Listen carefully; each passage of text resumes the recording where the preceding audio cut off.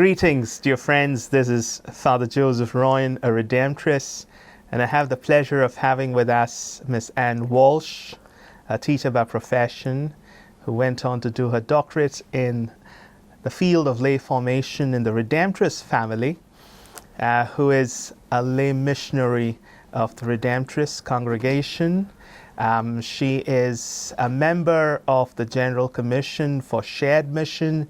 She's heading the Office for Shared Mission.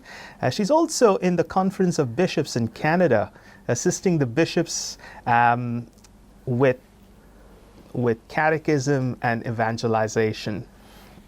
Oh, very warm welcome to you, and a delight to have you with us.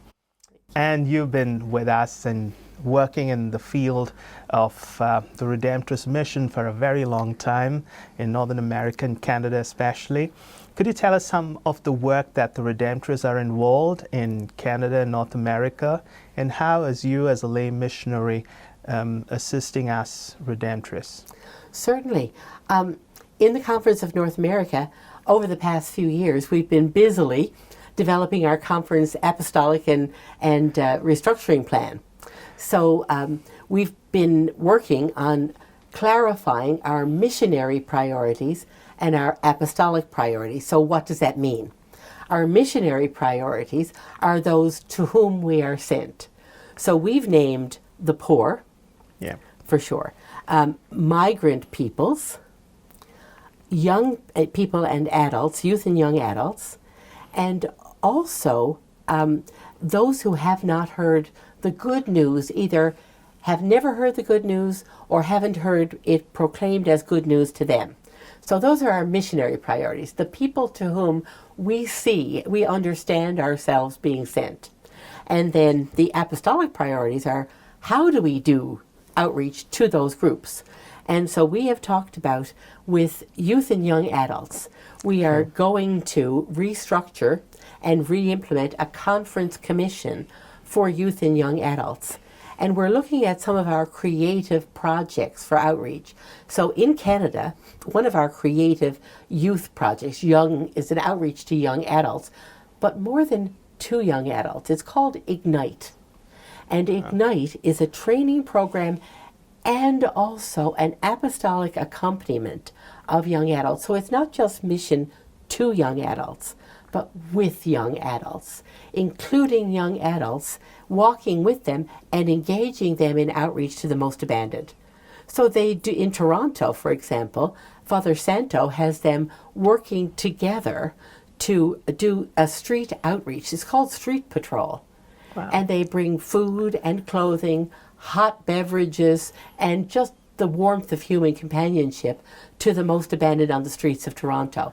And that is reaching across Canada now. So our Redemptorist missions and parishes in Canada and the United States are rebranding our youth and young adult ministry under the banner of Ignite, so that it captures people's imaginations, gives us a fresh start with our accompaniment and walking with youth and young adults.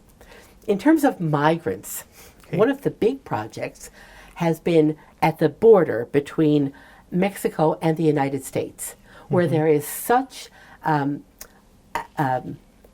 focus, a place where the migrants coming from Latin America, from Central America and Mexico into the United States, where they gather. And so we have now an outreach at the border on the Mexican side and hopefully on the U.S. side soon, where Redemptorists can be present and accompany people who are migrating. So our accompaniment to migrant peoples has really changed in the last few years and become much more structured and responding to the actual needs of the time. But our ministry to migrant peoples in North America has other expressions as well. One of the places where intercultural encounter happens, of course, is in our parishes. Increasingly, people from many ethnic backgrounds, from many nations, come to our Redemptorist parishes. And either they've encountered Redemptorists at home, or this is a new place, but we have become increasingly gathering places for people from many nations. and it's a growing edge for us. I think our shrines offer us a unique opportunity to encounter and walk with people of many different ethnic and national origins. For example, the shrine of St. John Neumann, or Newman, they say in the United States. St. John Newman has become a place where people every day gather. And there's the circle of partners in mission at the shrine of St. John Newman is primarily Filipino. Oh, okay. Now, I'm kind of fascinated by that, but what happened was we did have a brother, a Redemptorist brother, who was Filipino. And so he had a special point of encounter, a special perspective, and an outreach to migrants from the Philippines. And so he would gather them, and they became a circle of Redemptorist associates. They knew Redemptorists from back in the Philippines. So this was a natural progression for them. And so they've become a circle of Redemptorist associates. We have 3 other shrines in North America. One is the shrine of Blessed Vasil Velichkowski in Winnipeg. Blessed Vasil was a Ukrainian bishop who is a martyr. Yes. He's buried, his shrine is at Winnipeg because when he was expelled from Ukraine, he'd ended his days in Winnipeg. It would be natural to think that the people who associate with that shrine are Ukrainian origin, and that's true. But surprisingly to me, the people of Canada's north, the Inuit, who have to change planes in Winnipeg, it's the natural hub for changing planes, the people of Canada's north have gravitated to Blessed Vasil, and they see him as a model and a companion for them on their way of faith. Why? I asked them when I went north, why Blessed Vasil? And they said because he was imprisoned in Siberia and knew what it was to face the challenges of the harshest climate on earth. That's right. So they find in Blessed Vasil a guide, an inspiration, and a companion in faith. Very unexpected for me. That's fascinating. But it is fascinating, isn't it? So it's a place of intercultural encounter and an unexpected intercultural encounter. The second shrine that we have in Canada is probably the best known. It's the Shrine of St. Anne de Beaupré in Quebec. For hundreds of years, people have come to St. Anne with their physical challenges, seeking to be healed, but also seeking to be healed of all kinds of other issues in their lives. But physical healing has been a focus. Lately, we have learned that St. Anne is also an inspiration and a guide for Canada's Indigenous population. That's for the people interesting. of the First Nations of Canada who come to St. Anne. Why? Because she is the elder. And Canada's First Nations revere elders. So as the grandmother of Jesus, she's seen as the guide and companion. So St. Anne has become, for not only the Indigenous populations, for many other populations, a focus around learning wisdom, being accompanied in faith by our guides and elders. So it's a wonderful place of intercultural and intergenerational encounter. And then our third shrine in Canada is not a national shrine, but it's the Shrine of Our Lady of Perpetual Help in Toronto. So that devotion that was given to the Redemptorists in 1866. And in Toronto at St. Patrick's Church, the Shrine of Our Lady of Perpetual Help, the devotions there on Wednesdays draw people from every sector of society, a privileged place of encounter and of accompaniment. And they come to see Mary. But I think what they find there is that Mary sees them and sees the struggles of their lives, the joys of their lives. And not only does Mary see them, we, the Redemptorist family, see them and welcome them and accompany them. So our shrines, I think, are particular places of encounter for the migrant peoples of Canada. And then Our third missionary priority is toward those who've not heard the good news or haven't heard it as good news for them. And our response is as varied as the people engaged. It's St. Clement Hofbauer's constant cry. Our response is to proclaim the gospel anew. Ever anew.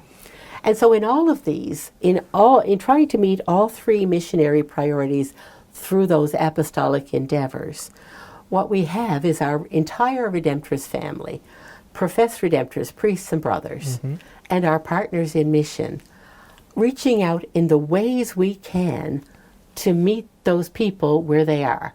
And so what are some of the examples of the kind of collaboration that's possible? At the border between Mexico and the U.S., we see professed Redemptorists encountering those migrant peoples. We also see our Redemptorist associates bringing food, bringing clothing, doing things as simple as leaving bottles of water in the desert so that people don't die of thirst on the journey. Together, we reach out. This summer, at the Shrine of St. Anne de Beaupré, we're going to try our first joint missionary project at the Novena to St. Anne, where our partners in mission will animate catechetical and pastoral programs during the Novena, while our professed Redemptorists and one of our lay missionaries, the Most Holy Redeemer, preach the Novena. So the challenge is to be creative in meeting the missionary and apostolic priorities with the best we have to offer, and jointly as professed Redemptorists and partners in mission. Thank you, Anne. You've taken us through an amazing, amazing mission that North America and Canada is involved in. And you've been with us with the Redemptorist mission for a very long time. I'm sure you have so much of experience about some of the challenges as lay partners in mission or lay missionaries that you probably have encountered. Could you share something about that? Oh, certainly. One of our challenges was named in the Synod, the challenge of clericalism. That's true. Now, it can be clericalism in terms of our clerics being clerical, but our lay people can be just as clerical. So the challenge to get beyond the boundaries that are set for us by clericalism and allow our imaginations and the will of God to take precedence. So the challenge is to become collaborative and really to mirror the Trinity.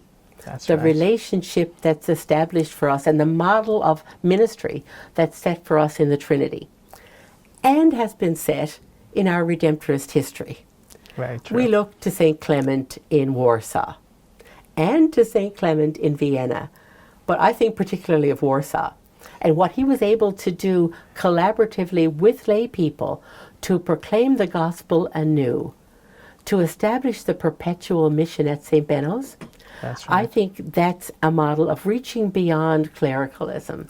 So I think that's the first challenge for us. And rather than seeing professed or ordained and lay people, to see us as Redemptorist, together engaged in Redemptorist mission. That's a huge growing edge for us worldwide and certainly in North America. We're so used to having Redemptorists work in mission. I think we need to think that now we see that there are so many other people called to join us in mission. Very true. So that's probably the first challenge. The second, I think, is to reach beyond our fears and our desire to be comfortable, to go beyond our comfort zones. That sounds like trite language or overused language, but I think about our Redemptorists. We have 2 Redemptorists in Canada who have gone to Canada's north at the response of a Redemptorist bishop. And so they work individually, but obviously with whole communities in Canada's north, but they're alone up there. Yeah. When they are too old or they get tired or sick, will we have the courage to replace them? Better yet, Will we be able to envision a future where we send teams of Redemptorists and lay people to minister to the Indigenous people of Canada's North in their spirit and in the spirit of St. Alphonsus? So I think to go beyond our comfort zones, who wants to go to Canada's North? Well, that shouldn't be the question. It's who's called, and how do we empower one another? And how do these people go forward to those peripheries with the blessing of the rest of the community? Can we imagine new ways to do that, where mission may not be long-term, but where we have a perpetual mission that people come in and out of for varying times? How do we do it so that the mission is constant, but the people may rotate? That's one area of challenge. Another is my home province of Newfoundland and Labrador. We are an island.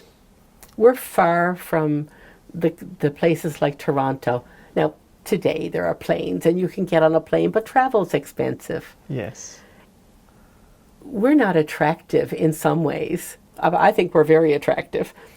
But are we willing to go beyond our comfort zones, to go to places where maybe I won't have access to the best clothing, or the social opportunities or opportunities for making connections are not as obvious as they are in some of the big cities, where I can't go to a movie or a show as easily, but where there are other things that would draw a missionary, where there are missionary opportunities and real opportunities for joy and fulfillment. True. So I think a big challenge for us is, can we reach beyond our comfort zones and allow ourselves to be sent by the Holy Spirit and sent by the community to those real peripheries? And can we do it with joy and hope? True. What about the challenge of the clerical, what we call the clergy sex scandals, that has rocked North America and some parts of Canada? Would you consider that as a kind of a challenge as well? Oh, yes. And certainly in my home area, that's a huge challenge. It has rocked people's faith. It's rocked their sense of hope. It's rocked any, I think, trust people have in the institutions that once were at least one of the bases on which they built their lives. But for us as Redemptorists, I see that as opportunity. Yes. That here's an opportunity for us to accompany, first and foremost, be with people and listen to their pain. Yeah. I know that when our Redemptorist team was asked to animate the listening stage, the diocesan stage of the Synod in our archdiocese, and in the very first listening session, a woman said, I read the first question, who do we listen to, who do we not listen to? And I realized I have a brother who walked away from the church in 1988 when the first sex abuse case broke in Newfoundland and Labrador. And she said, I thought about him and I realized I never really asked him why. I just let him go. And I didn't really think, I never had a conversation with my own brother. And she said, I read that first question, I put on my snowshoes, and I went to his cabin.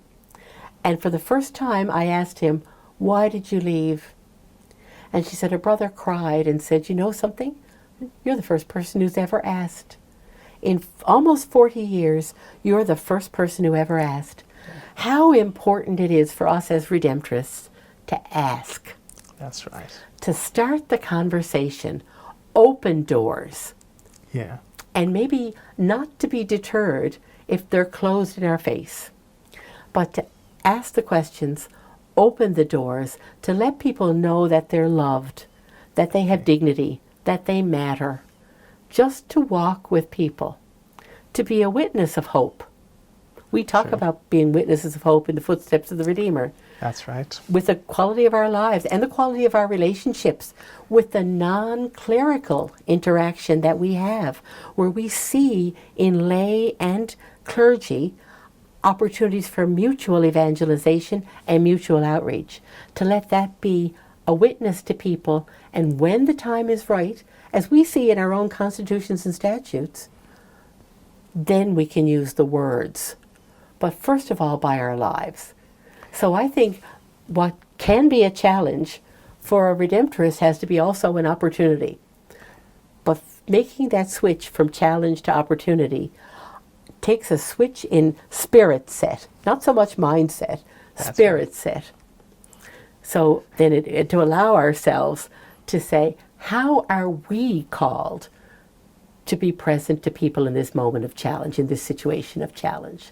And hopefully help people to regain their trust in us, in the church, and probably make their way back to the church again. And it may not look like it did before. Yep. Things may look very different.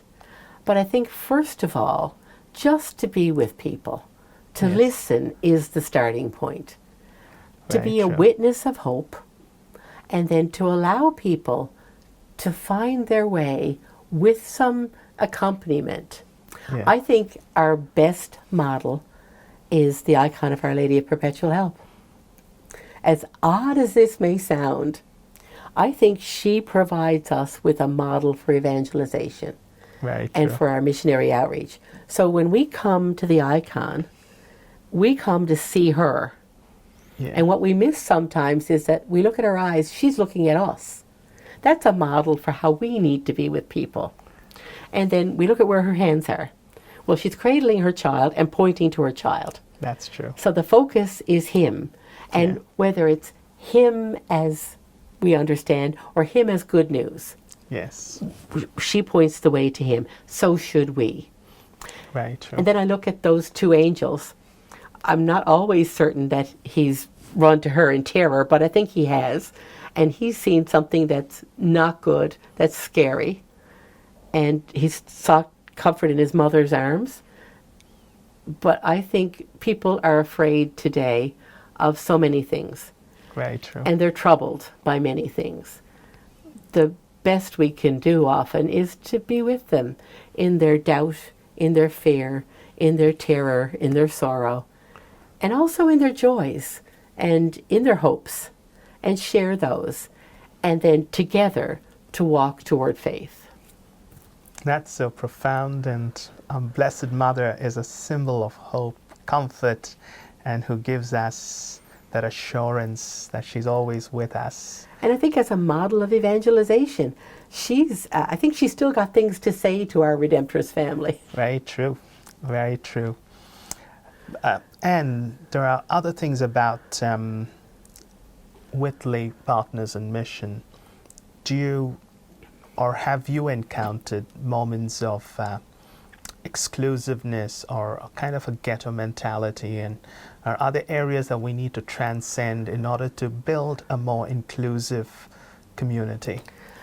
Sure. I have to say they've been few and far between, though, to be honest. Most of the encounters I've had with Redemptorists, and maybe the ones that were most challenging were at the very beginning.